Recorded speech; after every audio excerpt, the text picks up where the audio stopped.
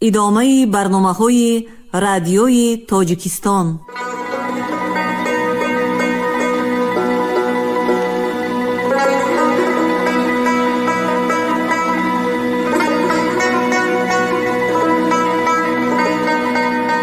السلام علیکم شنونده های گرامی، با توجه شما گفتاری ادبی از سلسله خوانش بدیعی اثری نویسنده بزرگ تاجیک صدرالدین عینی، یادداشت‌ها در قرائت عبدالرشید خوجامقلوف. قسم دوم، گفتار 46. این خانه ز خشتی کهنه انداختم، در وی جشن زرفتگان ساختم. تا اهل زمان ما بدانند که من یک عمر جوانی به چه ره باختم. مؤلف.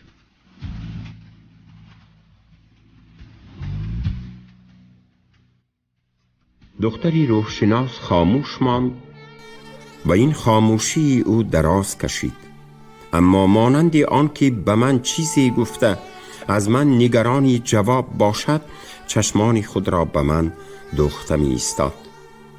من به این ملاحظه او پی برده در مقام جواب از او پرسیدم: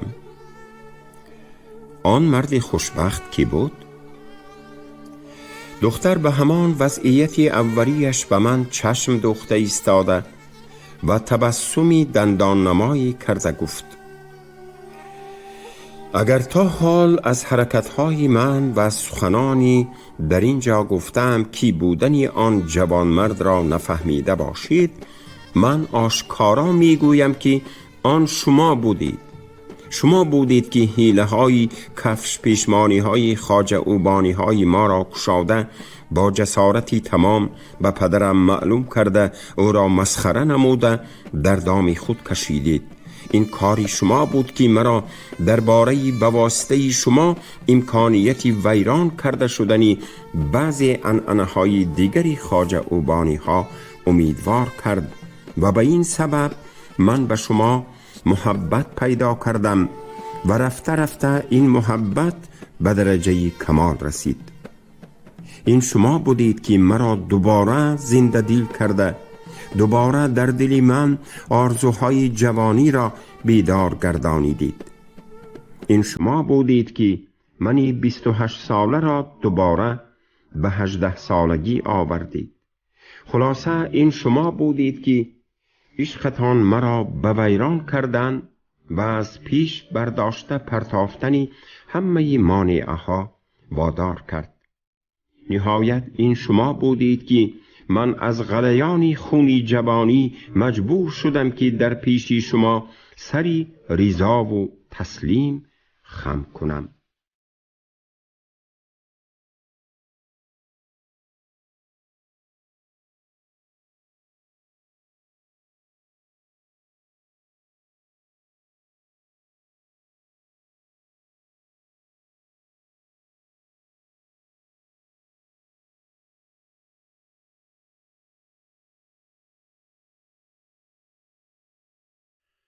با شنیدن این سخنهای مهرانگیز، عشق من به آن دختری والا نظر یکی بر صد افزوده، هیجان قلبی مرا به جاده رسانده بود که چه کردنم را و چه گفتنم را نمیدانستم و من همین را میدانستم که من او را دیوانوار دوست داشته بودم و از غلیان سوزشی عشق و شوق چون موی آتش دیده به خود می پیچیدم. در این وقت آن دختری ماه سیما به نظری من نه آن دختر بود که در اولی ملاقات من دیوانوار میل داشتم که هرچه زودتر من به او نزدیک شوم و با بوسه و کنار آتش دلی سوزان خود را تسکین دهم.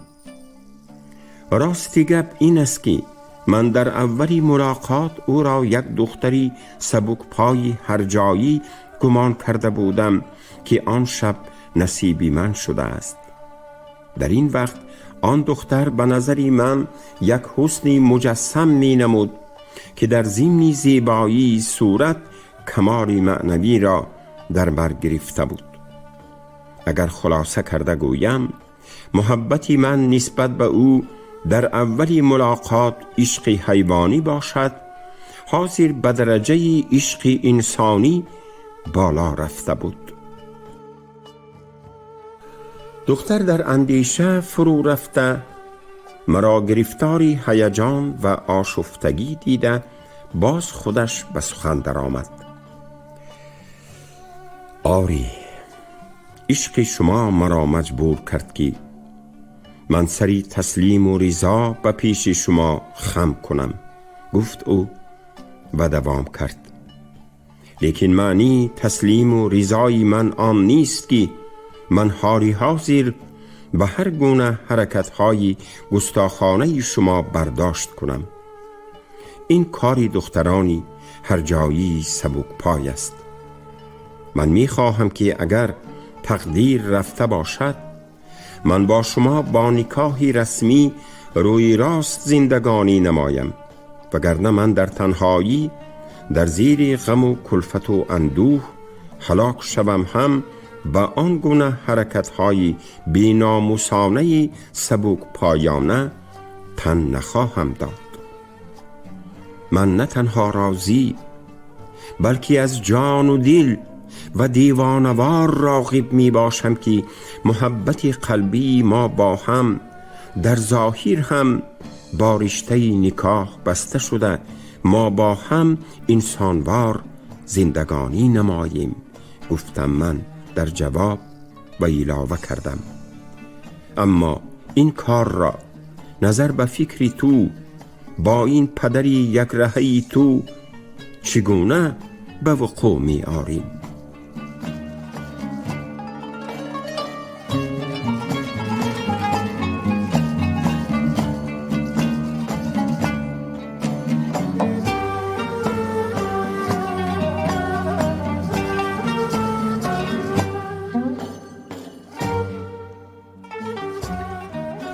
یک راه هست، گفت او، اما با آن راه رفتن و پدرم را به آن راه درآوردن وابسته به کوششی جدیانه شما می باشد. کدام راه هستم؟ گویید. من با هیجان پرسیدم، زیرا نظر به فکر من یگانه راهی به نظرم نمی نمود که من با وی رفته به خواجه اوبانی ها داماد شده توانم. و علاوه کردم: من تیارم که در آن راه به سرم روم و اگر سرم رود هم از آن راه برنگردم.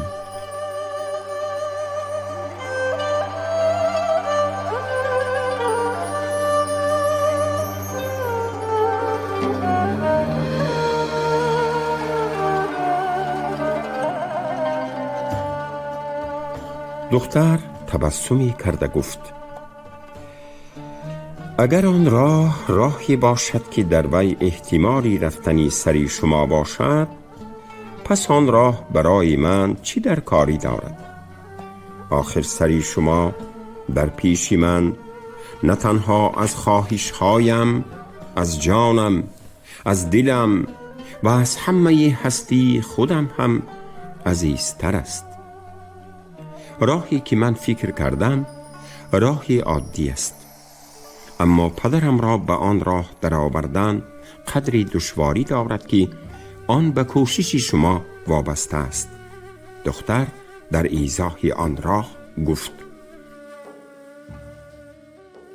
من شنیدم که بعضی خواجگان شهری وقتی که از خویشاوندان خودهاشان داماد شونده یافت نشود، دخترهاشان را به ملاها می دادند و ملاها را در شرف برابری خواجگان می شماریدند. شما یگان کس را یافتنتان در کار است که این راه را به پدرم معقول کناند و شما را برای خانه دامادی تقدیم نماید.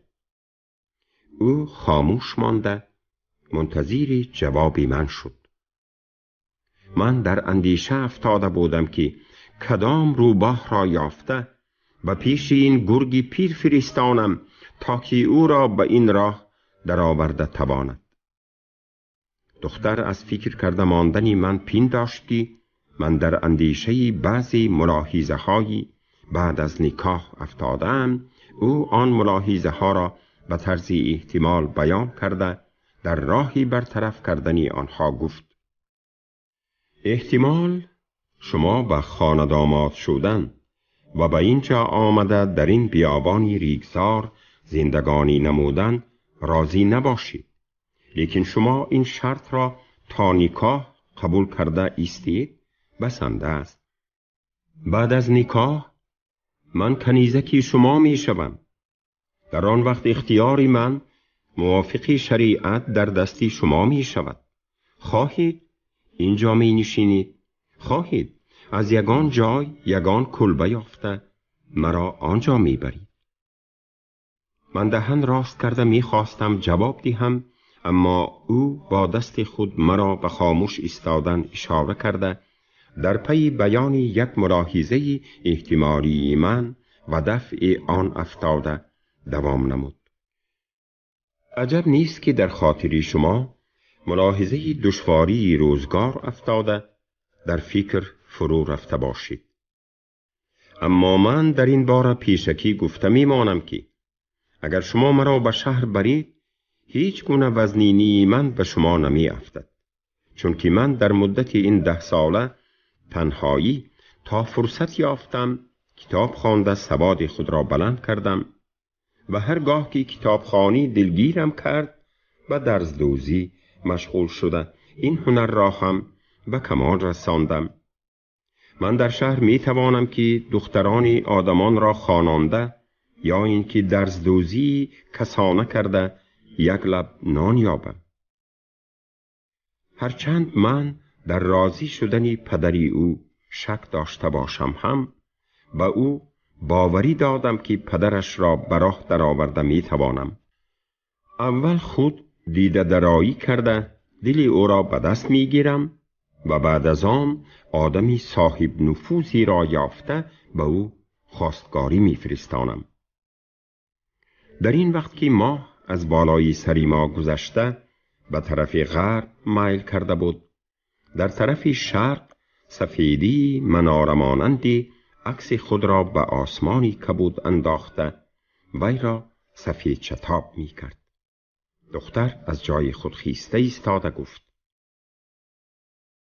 شما مرا دوباره زنده دل کرده آرزوهای جوانی را در دل من بیدار نمودید.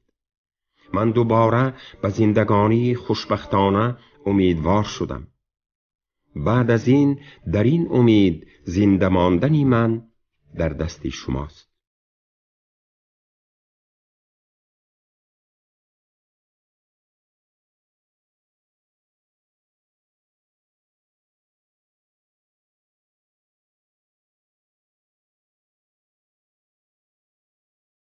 چنان که در یک بیاس خوانده بودم: تا چه خواهد کرد با من دوری گیتی زین دو کار، دست تو در گردنم یا خونی من در گردنت.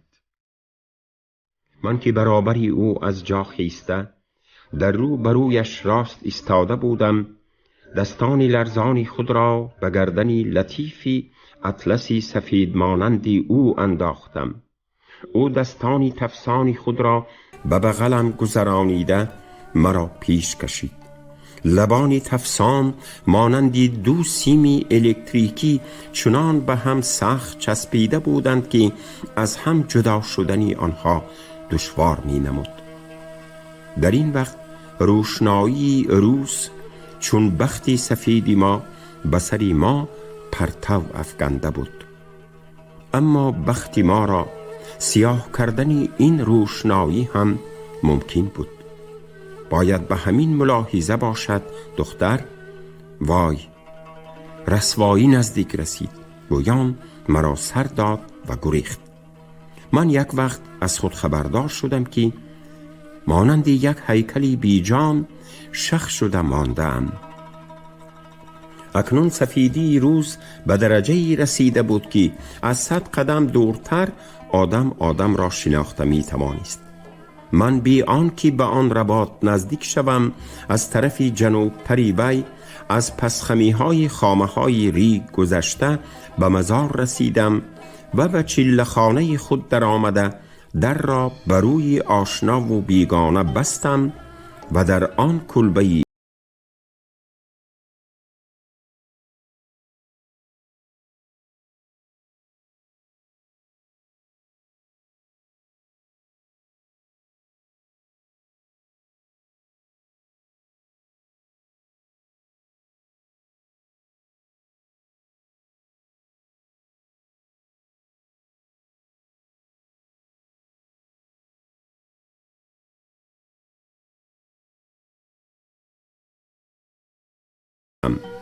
به او با خوش‌معامله‌گویی های منافقانه دیده درایی ها کردم و برای در وقتی مانده شده آمدنش او را زیاده تشویش ندادن از پیش او زود برگشتم.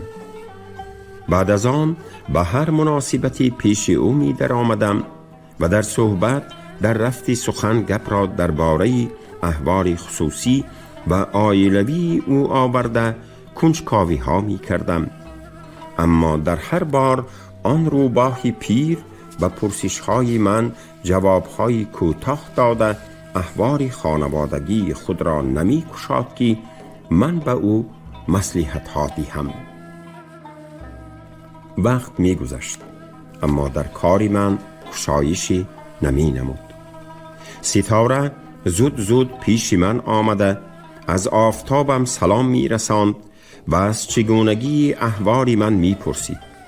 معلوم بود که آن ماه مهربان و رفتی کوشش های من و نتیجه آن بی صبرانه نگران است. اما آن پیرکی به جایی نمی رفت که من به دلارامی خود واخورده با سخنهای راست یا دروغ دلی او را آرام دهم.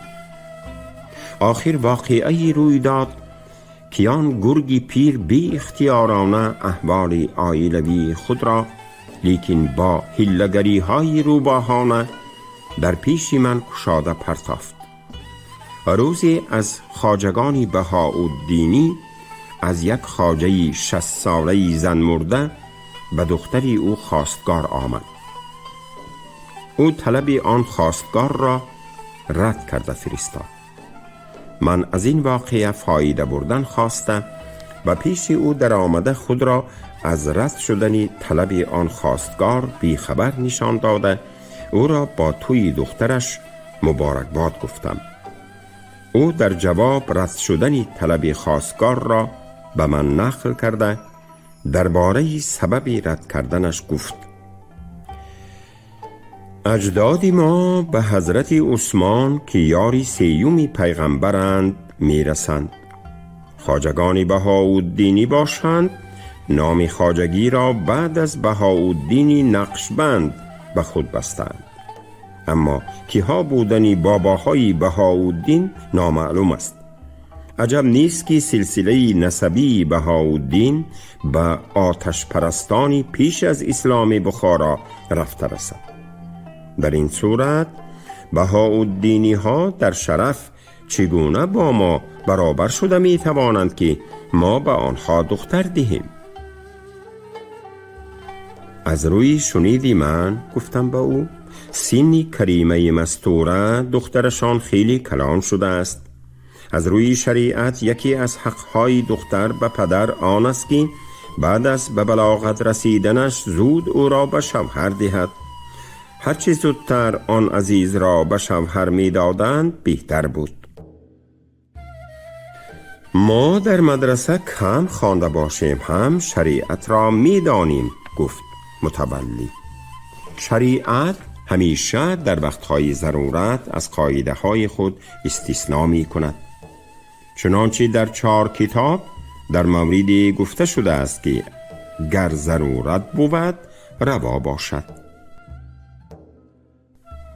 متولی درباره ضرورتی که توی دخترش را دیر ماننده است اول یافت نشدنی دامادی برابر شرف را بعد از آن احوال عائلوی را که من از پاشا خان شنیده بودم با تفصیلاتی دزدی زنی آخرینش یگان یگان گفته، در آخری سخنش: ما خواهش داریم که اگر از خواجگانی که به ما در شرف برابر می باشند داماد شونده یافت شود، عاجزه امان را به او داده او را خانه داماد کنیم. اما همین گونه داماد شونده یافت نشده ایستاده است. همه کار به تقدیر و نصیبه وابسته می باشد، گفت و قدری خاموش مانده باز دوام کرد: سن عاجزه را به شما مگر بسیار کلان نشان دادند، اما او در حقیقت اکنون به 18 در آمده است. درست است که از روی شریعت دختران را در 9 سالگیشان به شوهر دادن ممکن است و برای بستن چشم دختران از نامحرمان این یک تدبیری کلان است، اما به سبب‌هایی که عرض کرده شد بختی همشیره‌تان به زودی کشاده نشده ایستاده است. از روی شریعت گفتم ملاها هم در شرف با خواجگان برابرند. مادام که از خواجگان داماد شونده یافت نمی شده است، یگان ملایی باب یافته خانه داماد کنند می شود. من یک دم خاموش مانده کوشش کردم که به او چگونه تأثیر کردنی سخنی آخرینی خود را در چهره او مشاهده کنم. بدبختانه در چهرهش روشن دیدم که علامت نارضایی غضب‌آلودی پیدا شده بود. با وجود این سخنی خود را دوام دادم: اما به هر ملا باور کردن درست نیست. باید ملایی به جنابشان خانه داماد شونده در این خاندان غلاموار خدمت کند و باید مسافر باشد، در شهر حولی نداشته باشد تا که در استقامت این درگاه ثابت قدم ماند. و بالای این باید آن ملای خانه داماد شونده از سری کشف و کرامات این درگاه خبردار باشد که در اظهار کرامات به جنابشان یاری رساند. اگر جنابشان التفات کنند، آن نوع ملایی که این صفتها را دارا باشد با آسانی یافت می شود. البته جنابشان به دولتمند بودنی داماد شونده محتاج نیستند. دولت خودشان خدا زیاده کند بسنده است. خانه داماد قشاقی که به صفتهای مذکور دارا باشد به زیاده شدنی این دولت خدا داد سبب هم می شود.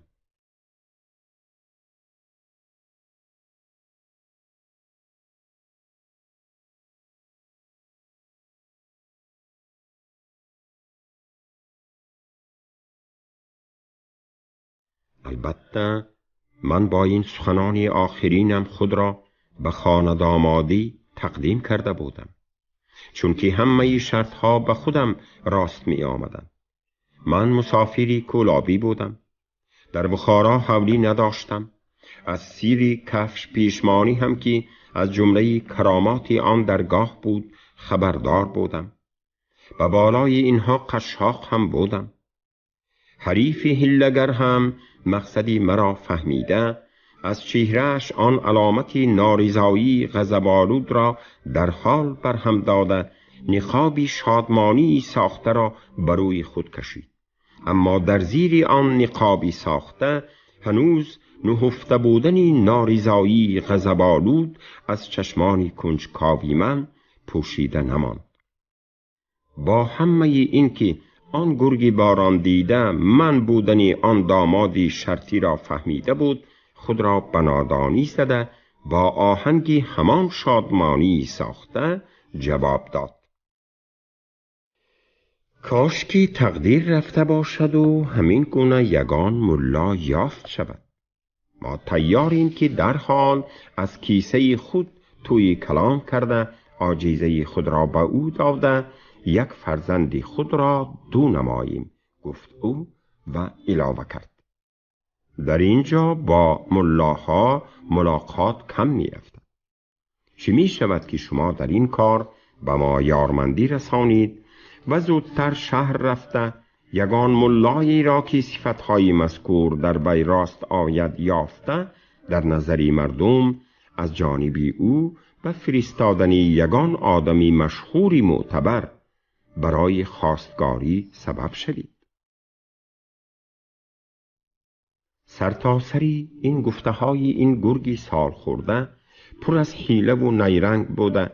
مقصد حقیقی او از غیری رنجانیدنی من زودتر راندنی من از خاندانش بود، چون که او بودنی یک جوانی زنخواه را در نزدیکی یک دختری کنانساری شوهر طلب تهلوکناک می دانست. برای خواستگاری طلب کردن یک آدمی مشهوری معتبر برای این بود که نظر به عرف و عادت هیچ یک آدمی مشهور و معتبر برای یک ملا بچه قشاق پایلوچ خواستگاری را قبول نمی کرد و به این سبب طلبی من به او نرسیده معلق می ماند. من بعد از این صحبت در دشواری سختی مانده بودم. من می بایست برای به او دامادی باب یافتن زودتر به شهر می رفتم و حالان که من نتیجه کوشش خود را به دلارامی ناکامی خود نفهمانده چگونه رفته می توانستم. پیری سیاه ضمیر باشد هیچ از خانه دور نمی شد که من با دخترش فرصت ملاقات یابم. آخر روز متولی به تومن جاندار برای توی یکی از مریدانش رفت.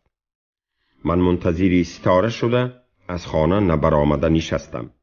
ستاره مرا بسیار نگران نکرده آمد و گفت: پاشا خانم به شما سلام دارند. متولی بابام امروز توی رفتند، شبانه می آمدند.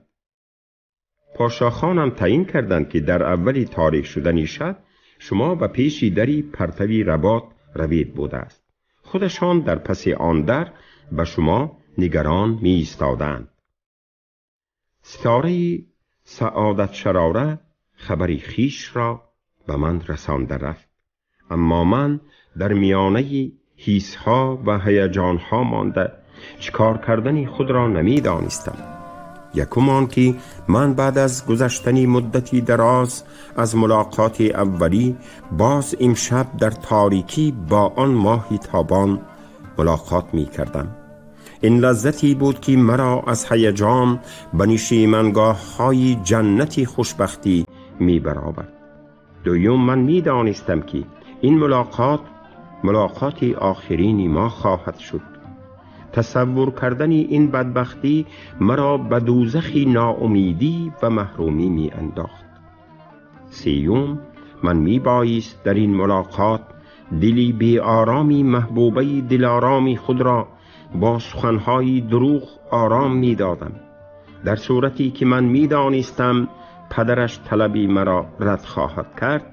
سختترین دشواری ها این بود که اگر دختر روزی فهمید که پدرش طلبی مرا رد کرده است، سلامتی او حتی زندگیش در زیر خوف می ماند. با تصوری این حال من می ترسیدم که امشب در وقت ملاقات در پیشی او خودداری کردن نتوانم. با این ملاحظه ها من آن شب دیرتر آمدنی تاریکی شب را خواهان بودم، اما بدبختانه آن تاریکی مانندی بختی سیاهی من و آن دختر زود آمد و من هم آهسته آهسته تک تک دیواری رباط به طرف وعدگاه روان شدم.